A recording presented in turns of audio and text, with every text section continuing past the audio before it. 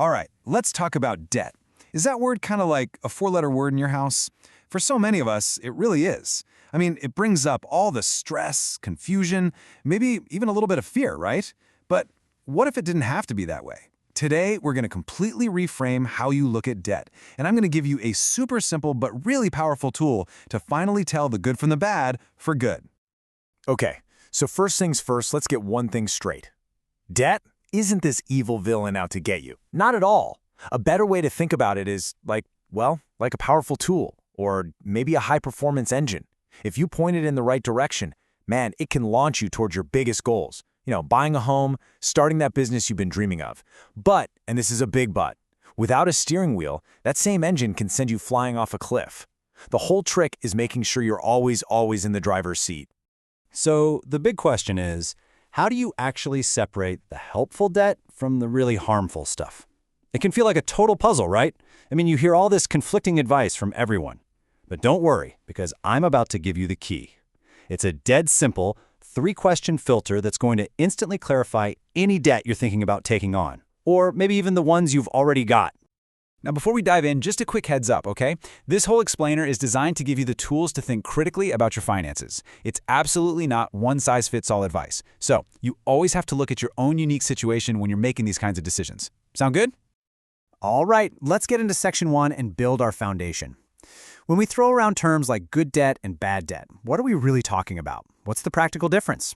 Well, it's probably not as complicated as you think. It really just boils down to one simple question. What are you building? So here's the absolute core of it. Good debt, think of it like planting a tree. You're putting money into something that's going to grow, something that will give you value for years and years. It's a genuine investment in your future self. Now, bad debt, that's more like buying one of those super fancy expensive lattes. It's delicious, sure, but it's gone in 5 minutes. The problem is, you're still paying for it, plus interest, long after that last sip is just a memory. And now for the main event. Seriously, this next part is the heart and soul of what we're covering today. We're about to build a simple but incredibly powerful tool that you can use to size up any debt in just a few seconds. And the best part? No complicated math, no messy spreadsheets, just 3 crystal clear questions. I like to call it the pocket filter for debt. It's this 3-part test that just instantly exposes the true nature of any loan or credit line. It's designed to cut right through all the marketing noise and get straight to what actually matters. So, you ready? Let's break down each of these 3 tests. First up, we have the asset test. And the question is simple. Does it last, or does it pay you? Are you buying something that's going to stick around, hold its value, or, even better, help you earn more money down the road? Think about a college degree. That can pay you back for your entire career. Compare that to the latest smartphone, which, let's be real, is pretty much outdated in a year or two. Okay, next up is the rate test. The question here is the price of borrowing this money fair? See, the APR, the annual percentage rate, that's really just the price tag on the loan. So you have to ask yourself, is this a reasonable price for what I'm getting? A low-interest student loan that gets you into a high-paying career? That could be an amazing deal. But a 25% interest rate on a credit card? Whoa, that's like paying a crazy premium for stuff that's probably losing value by the minute. And the third and final filter is the term test. This one is so important. You're asking, does the payback time match the asset's useful life? I mean, think about it. You would never want to still be making payments on a beach vacation 3 years after you took it, right? By then the tan is gone, the memories are getting fuzzy. The goal is always to have the debt paid off before the thing you bought with it is gone or worn out. Simple as that. So here's the simple rule of thumb that ties this whole thing together. If a debt fails one of these tests, you should probably be cautious. But if it fails 2 or more, that, my friends, is a huge red flag. You're almost certainly looking at what we'd call bad debt, a financial leak that's actively pulling you away from your goals. Okay, theory is one thing, right? But let's put this filter to work. Let's see how it actually holds up when we run some common real-world debts through it. This is where it gets really interesting. And boom, you can see right away how clear this makes things. Let's take a sensible mortgage on a home you can actually afford. It's an asset, the rate is usually fair, and the term matches the life of the house. It pretty much passes with flying colors. But then you look at that lingering credit card balance, the one from that impulse shopping trip. It fails the asset test, it fails the rate test, it fails the term test. It is a complete financial hangover, failing on every single count. This is where the filter really starts to shine. You see a student loan for the right career, passes the tests, and can be a really good bet on yourself. But then you look at things like buy now, pay later schemes, or even worse, payday loans, and they just fail across the board. They're almost designed to be a trap. And then you get to the car loan. And as you can see, it's a big old question mark. It's a true gray area. So let's talk about those gray areas, because this is where a lot of us live, right? What about something like a car loan that doesn't just slot neatly into the good or bad category? Well, the honest truth is, for these types of debt, the final verdict really depends on you, your situation, and the choices you make around it. So how do you decide if a car loan is a smart move or a financial trap? You have to ask yourself some tough questions. Is this car a tool or a toy?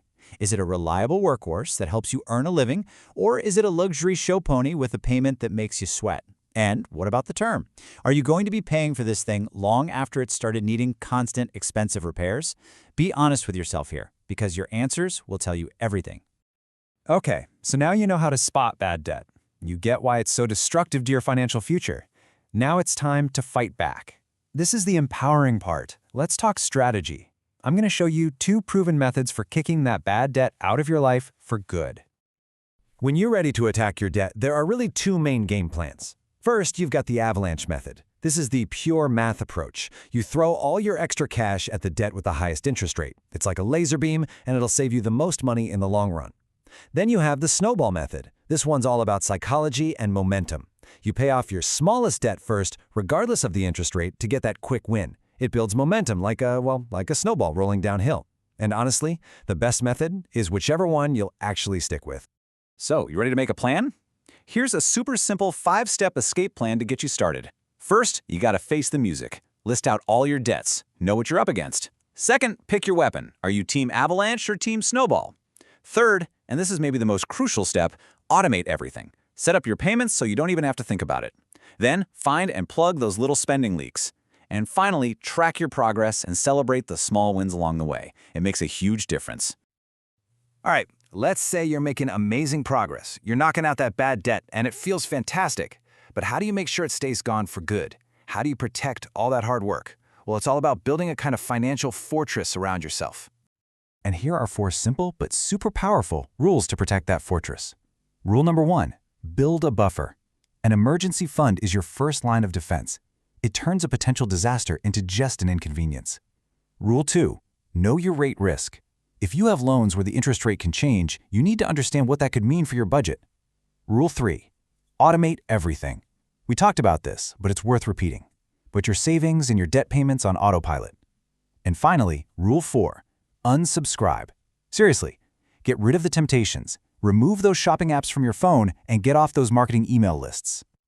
So I want to leave you with one final thought, a question to take with you. Using the 3 tests we just talked about, the asset, rate, and term test, what's one debt in your life, big or small, that you can look at with completely new eyes, starting today?